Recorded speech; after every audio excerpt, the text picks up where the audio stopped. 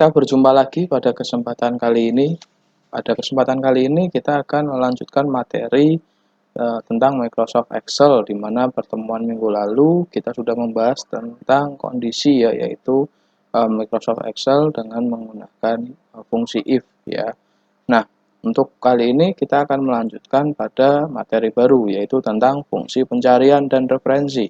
Yang akan kita bahas terlebih dahulu yaitu adalah dengan menggunakan fungsi lookup.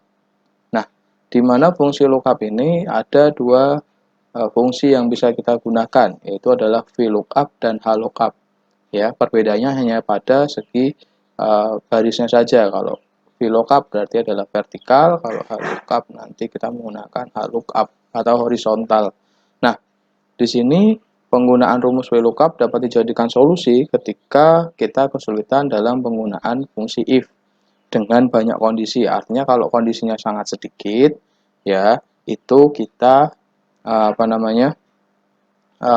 bisa menggunakan if. Namun bila kita dengan kondisi yang cukup banyak, ya fungsi lookup ini dapat dijadikan solusi tersebut. Nah, untuk itu dalam menggunakan fungsi lookup di sini, baik VLOOKUP ataupun HLOOKUP, itu pasti punya struktur yang ditentukan atau fungsi rumusnya yang sudah ditentukan, yaitu diawali dari nilai yang dicari ya. Jadi pasti berarti ada statement nilai yang akan dicari yang dimunculkan, kemudian tabel referensi. Jadi kita sudah menyiapkan atau memang dari soal pasti sudah ada tabel referensi atau di sini namanya array-nya, dan kemudian kolom yang akan dituju ya. Jadi kita akan menunjuk kolom yang keberapa dan kemudian diikuti range lookupnya. Nah, di sini saya sudah menyiapkan contoh dengan tabel seperti yang ada di modul ya. Kita akan melakukan praktik di sini. Nah, di sini kita lihat ada komponen, di sini ada nomor, nama, nilai A, nilai B, dan beserta jumlah, dan di sini ada berisi data yang sudah ditampilkan. Nah, di sini adalah sesuai yang tadi ditampilkan di sini adalah berarti nanti ada nilai yang dicari ya, nilai yang dicari. Jadi nantinya saya akan mencari di sini nilai yang dicari ya. Jadi berarti nanti nilai yang dicari di sini saya akan menunjuk berdasarkan, jadi jika diketahui untuk statementnya di sini yang diketahui, saya ingin nyari data yang keempat, itu datanya siapa, misalkan seperti itu. Jadi data nomor 4 itu datanya siapa. Maka dari itu kita bisa menggunakan fungsi VLOOKUP bila datanya seperti ini ya. Jadi kalau ke bawah seperti ini kita bisa menggunakan VLOOKUP ya. Contoh, saya akan menampilkan nama dari data nomor 4 tersebut ya. Nah, fungsi lookup ini digunakan di sini ya. Berarti diawali dengan fungsi VLOOKUP. Kemudian nanti Anda tentukan ya nilai awalnya ya yang akan ditentukan di sini. Jadi ngambilnya dari nomor di sini ya, 4 di sini. Jadi yang diketahui 4 di sini akan saya ambil. Nah, kemudian Anda tunjuk tabel array-nya. Jadi keseluruhan tabelnya silahkan Anda blok ya. Anda blok seperti ini, dan kemudian Anda bisa tunjuk kolom indeks keberapa yang ingin Anda munculkan. Artinya di sini kan kalau VLOOKUP berarti datanya dari mulai 1, 2, 3, 4, dan 5. Artinya kalau saya ingin memunculkan nama berarti di sini adalah kolom indeks yang 1, 2. Nah, ini 2 nama. Jadi nanti dengan seperti itu saya menuliskan 2 di sini dan diikuti dengan false range lookup-nya, nggak apa-apa. Ditulis false aja, kemudian saya enter. Maka dari itu akan muncul nama Galuh seperti itu. Ya. Bisa kita coba dengan cara berikutnya, yaitu kita akan memunculkan untuk kolom nilai ya. Kita awali VLOOKUP, kemudian berarti sama ya dengan seperti ini ya. Kita tunjuk statementnya di sini, kemudian tabel array-nya kita pilih ya seperti ini. Kemudian kita pilih kolom indeks ke berapa ya. Kita pilih kolom indeks ke nilai A ya, berarti di 1, 2, 3, berarti yang ketiga.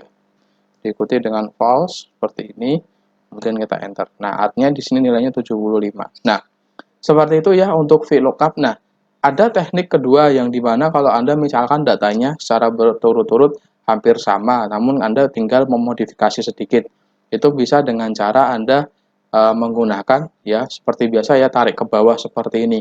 Namun sebelum ditarik ke bawah Anda harus perhatikan. Anda harus mengira-ngira di sini, Anda harus memikirkan ya dengan menggunakan fungsi absolut. Nah, masih ingat ya fungsi absolut ya waktu pertemuan Lalu Anda sudah membahas itu, Anda dengan mengunci ya sel yang ditunjuk. Kan kalau di sini pada bagian lookup value dan tabel array itu pasti tidak berubah, ya kan? Yang berubah nanti adalah yang ada di kolom indeks. Nah, makanya nanti Anda bisa untuk lookup value-nya Anda nanti bisa dengan fungsi absolut atau tekan tombol F4. Kemudian yang ada di array di sini juga Anda fungsi absolut. Jadi sehingga muncul simbol dolarnya seperti ini. Nah, dengan seperti itu beres. Anda nanti bisa tekan enter.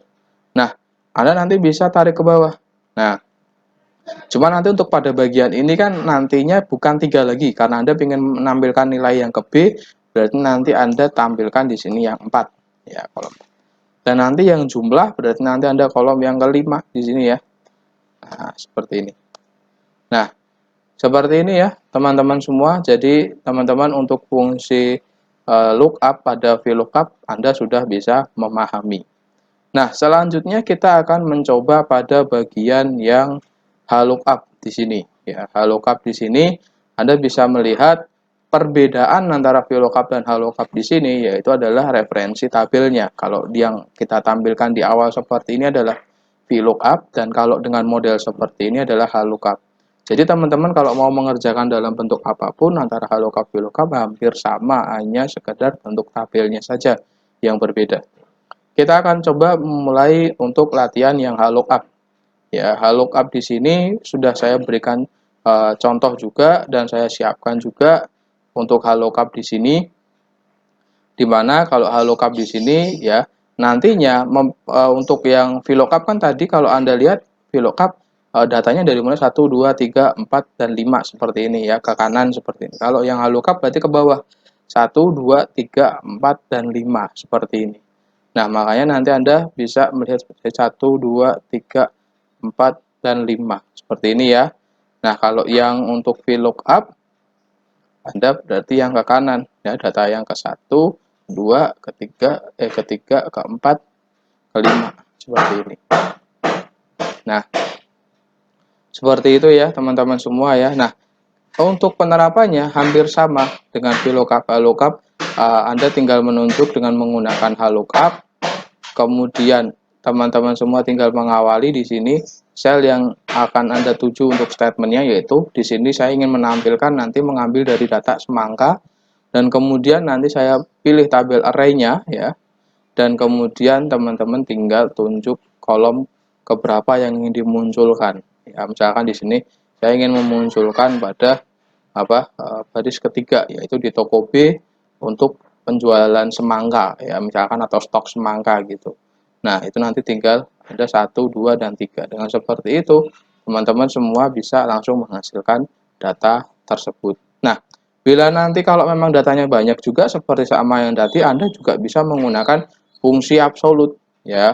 Fungsi absolut seperti ini. Dengan seperti itu nanti misalkan ya, bila datanya diturunkan ke bawah, saya ingin menampilkan data toko yang C. Di sini toko yang C, tapi di sini kan baru 3, yang tadi 3, kita ganti yang keempat. Ya, nah, dengan seperti itu muncul angka 25 hasilnya. Nah, begitu teman-teman semua ya untuk praktik HLOOKUP dan VLOOKUP kali ini. Saya rasa Anda cukup mudah melakukannya ya. Untuk itu saya sudah menyiapkan juga untuk skema latihan soal Anda. Ada soal A dan soal B. Itu nanti silahkan Anda kerjakan pada sheet pertama untuk soal A, untuk sheet yang kedua soal B ya. Dan di soal A ini cukup tentang VLOOKUP HLOOKUP ya.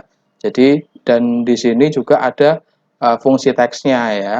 Nah, nanti Anda bisa praktekkan ya. Jadi nanti ngambil ini ya, untuk kodenya ya. 2 digit pertama menunjukkan maskapai penerbangannya. Jadi 2 digit pertamanya ini menunjukkan maskapainya. 1 digit angka berikutnya nanti menunjukkan tabel kelasnya ya. Dan nanti 3 digit terakhir menunjukkan lokasi tujuan. Jadi nanti dengan seperti itu ya teman-teman semua bisa menggunakan fungsi lookup ya. Itu untuk soal A. Nah, untuk soal B itu berisi campuran ya. Nanti ada if-nya juga kemungkinan. Terus kemudian ada sum if ya. Terus dan ada VLOOKUP HLOOKUP-nya. Nah, nanti itu silahkan dikerjakan ya, dikumpulkan ya dalam kurun waktu 1 kali 24 jam seperti biasa biar tidak ada penugasan dalam seminggu ke depan.